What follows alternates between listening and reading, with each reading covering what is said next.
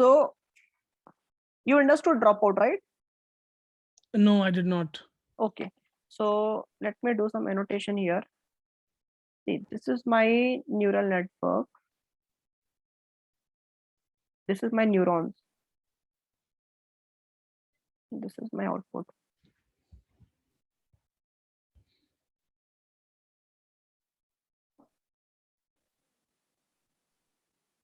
Right.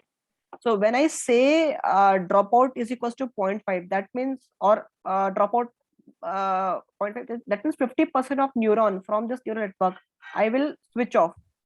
So if I can, if I switch off this neuron, that means what?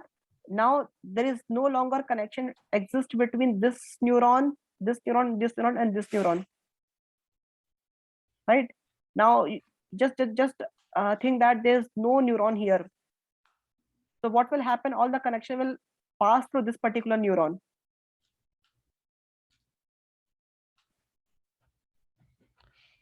Is this figure clear? 50% drop means we are saying that 50% of the neurons we are turning off. Yes. So in And that each, is we are doing in the last layer. that is what we are doing in hidden layer. This is my last layer, right? This is my last layer. Till this part, it is hidden layer. Yeah. So what I'm doing is in every forward pass and backward pass, I'm randomly switching off 50% of neuron. And then I'll, in the next iteration, maybe I'll take another 50% of my neuron and I'll switch off. When you say switch off, that means neither forward is happening nor backward propagation is happening in those Yeah. neurons. Yes. Yes. You can just think that those neuron does not exist. But why we are doing that? To prevent overfitting. What people have observed that if you not do this dropout thing, no, they will instead of generalizing your data, the neural network will start mimicking the output. It will learn your data so well that in training data set you'll get an accuracy of 100%, but in test data set it will not be performing well. Oh, okay. Yeah. So the idea is because, as you said, that Intentionally, yeah, it becomes so perfect. Correct. That on the training data itself, it is behaving very good. Yes. But when it goes to the validation or testing, it will not do that well. Correct. And this random on off that we are doing, yes, not random, but whatever the dropout is doing, certain number of things we are switching off. Because of that model learning it accurately is not happening. Correct. So intentionally we are dampening the power of neural network. Okay. Right? So this was an important concept because I have seen people asking this question: why do we use dropout in neural network and how it prevent overfitting? Okay.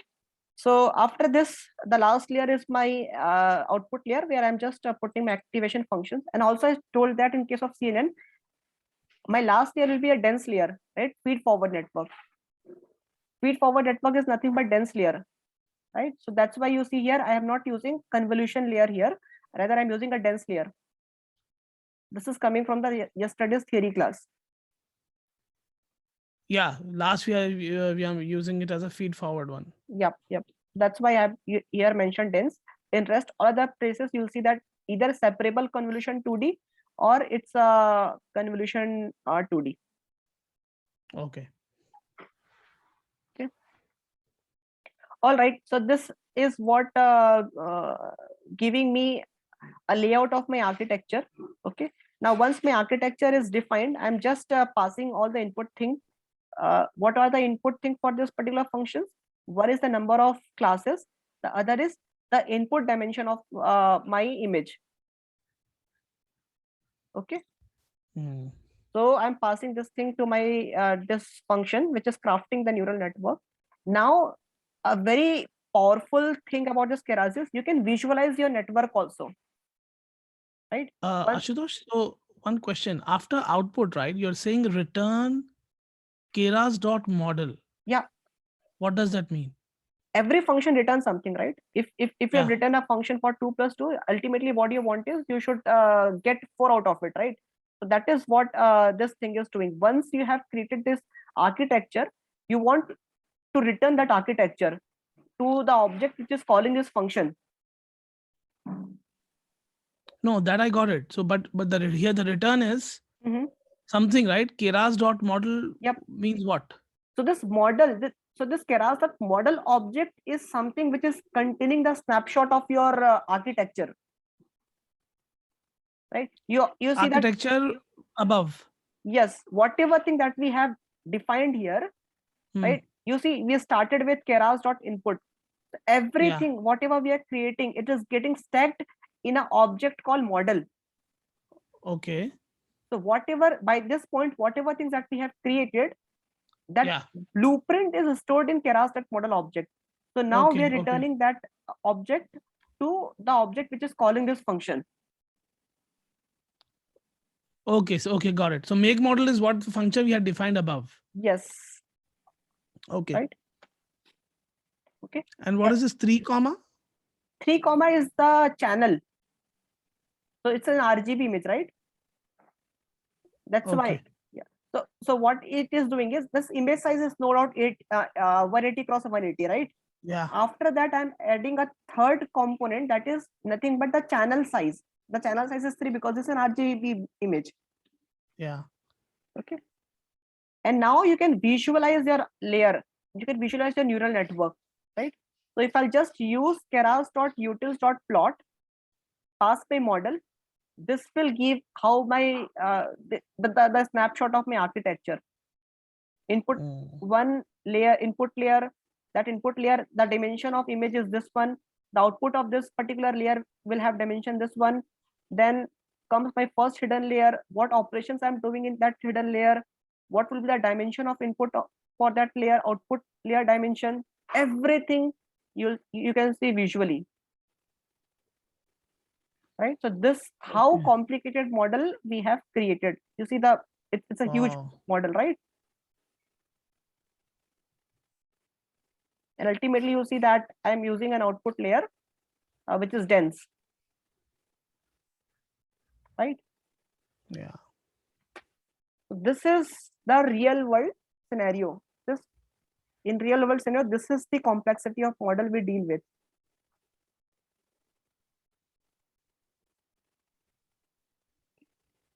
Now once you have defined your architecture, the next thing is you need to train your model, right, with this architecture. When I say training, it means forward pass and backward pass. Okay, so I'm defining here epoch equal to 50. That means 50 times forward and backward pass will be happening. Okay. And if you'll recall, we talked about callback also. So what is callback? Callback means I'm checking, first of all, I'm checking the progress of my model, right? This is just for logging activity. What happens is sometimes after training for 50 or 60 epoch, the progress becomes stagnant and the model training automatically terminates. So in order to troubleshoot what has happened with my model, I can go through this logs and I can manually check till how much number of epoch the model was training when and at what time, at what epoch my model malfunctioned. Okay, so this log will be saved at epoch.h5. Okay, now what I'm just providing the specifications, like I'll be using an Adam optimizer.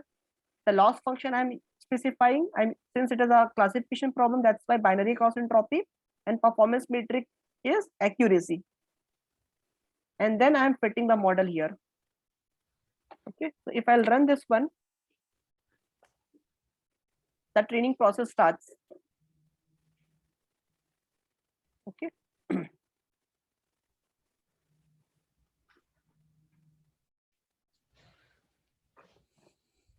Now, okay. Okay, so it seems that this will take huge time for training because the size of data is huge. We will be reducing the number of epoch here, right? Because I think it will typically take 2 to 3 hours for training. For 50 epochs? Yeah, for 50 epochs.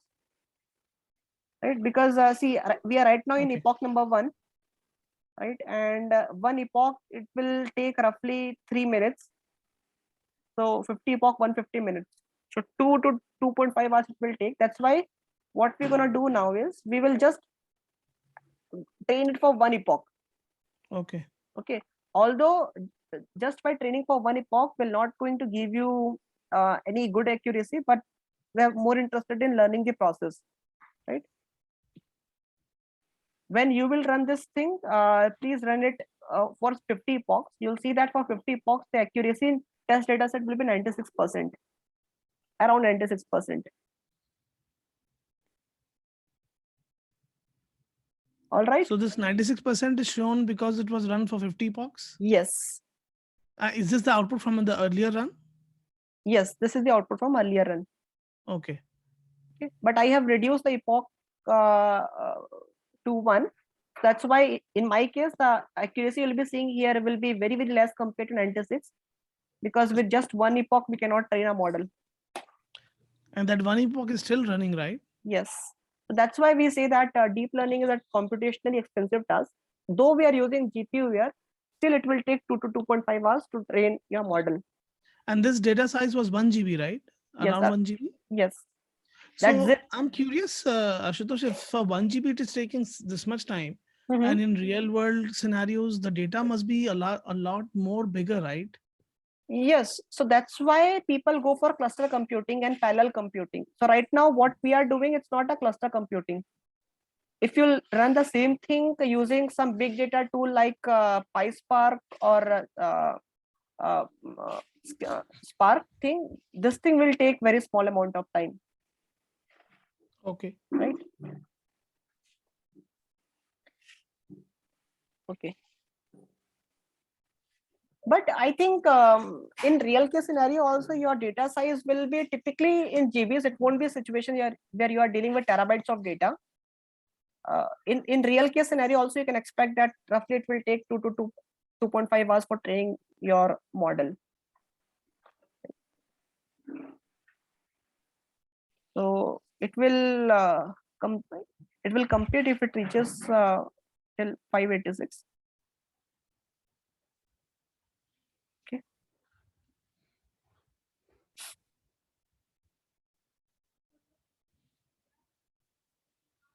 So there are a lot of hyperparameters we have seen here, right? When you are running this code in your system, try changing these hyperparameters and see how it is affecting your performance of model, right? For example, here my learning rate is 10 to the power minus 3. Try changing this learning rate and see how this is impacting the performance of your model.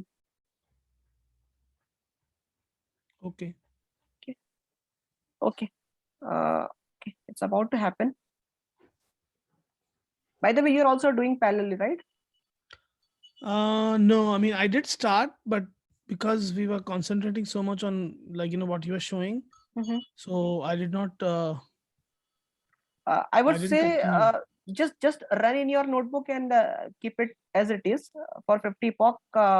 Later you can see your logs and performance of model. Okay. It will keep on happening at the back end.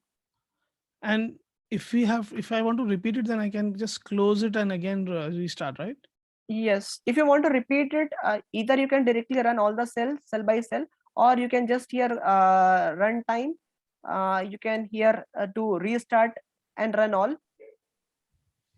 So it will restart your session and it will run all the cell line by line. Okay. So why it is taking second epoch? Okay. Okay. Let me terminate this one. Okay. I have intentionally terminated this one. I have trained only for one epoch. Now let's see how things looks after one epoch training. Now once my model is trained, right, now I need to do prediction on my test image, right? What I'm doing here is I'm manually picking one image, right, from this pet image folder cat directory, and this is the name of that the number of image I'm taking, and I'm generating prediction over it, right? it says that the image is 45.92% cat and 54.08% dog. Okay, so roughly I would say it has able to identify it correctly, because it is 45% confident that it is a cat. I this would have the score will increase if we'll train it for longer epoch, right? So this way you can generate predictions over your test cases. Okay. Any doubt, any confusion you're having, let me know. This is the part where I'm actually generating predictions. This, my trained model is in model, right? Model.predict image array. So whatever image I want to use, I first of all I need to generate that image in form of array, right? So that array version of that image I'm passing here, and it is giving me output for that. And the target underscore size variable, from where did you get that? You just define right there. Yeah. So even there also I'm itself? seeing that. So even there also I'm seeing that. See, while training, what I have done is I have trained over an image whose size is 180 cross 180, right? Yeah. But while testing, you might give some image whose dimension is not 180 cross 180. So first of all, before actually we go ahead and generate prediction, we have to make sure that the image which you are feeding, that is also 180 cross 180. Okay. So that's what I'm saying. I'm specifying, first of all, bring that image into 180 cross 180 format, and that is getting passed through this argument. Target size is equals to 180 cross 180. This image size is nothing but 180 cross 180. So load underscore image is a function which is taking first value as the location of the image. Yes. And the second value is nothing but the size of that, what we want that size of that image to be. Yes. Right. And after that, this processing image to array, it is converting your image into array, right?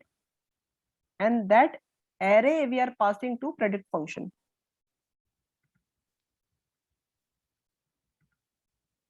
Right. Yeah. So this is how the entire process from start to scratch looks like. Right. If your problem statement changes, you just need to change the data part, and rest all things, I think this code should still work if even if your image changes. The structure will remain same. It's just that your file location might change, your data type might change, but the template will remain like this only.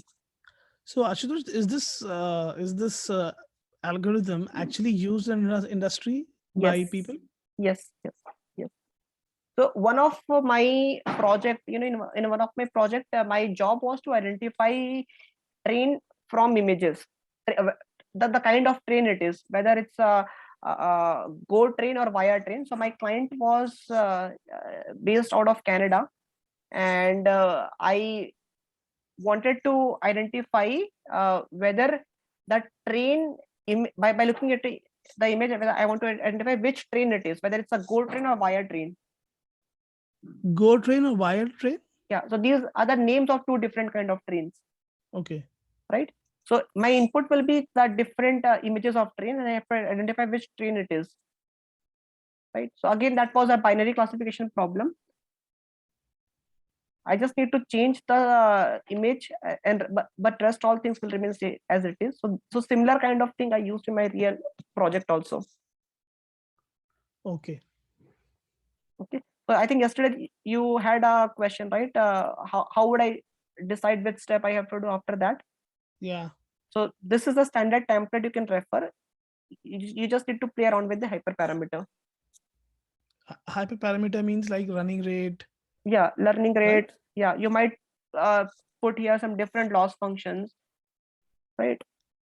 You might change your optimizer. Instead of Adam, there are AdaGrad. A lot of other optimizers are there. Okay. Yeah. All right. So this was the classification problem from scratch, right? How to create a complex network from scratch. The other variant of this is how to do the same thing using pre-trained model. That we might see tomorrow. And this is supervised learning? Yes, everything that we have seen till here is supervised learning. We are not dealing with unsupervised learning here. 90% of problem that you will be seeing will be supervised learning. Okay. Okay, if you don't have any questions, we can call for the day. And please run this code end to end in your system. Ask question if you have any in tomorrow's session. Okay. And let me know how much accuracy you got in this data, whether it's actually 96% or something else you're seeing. So, but when we play around, right? Mhm. But if we play around with this 50 POCs, Mhm. every time we have to wait 2 hours then, right? Yes. Wow. Okay. Okay, cool. Thanks guys. Thanks for your time. Okay. Thank you, Ashutosh. Yep. Bye-bye. Do upload the videos. Sure. I'll do right now. Yeah. Okay. Yep. Have a good one. Yep. Bye-bye. Same to you. Bye.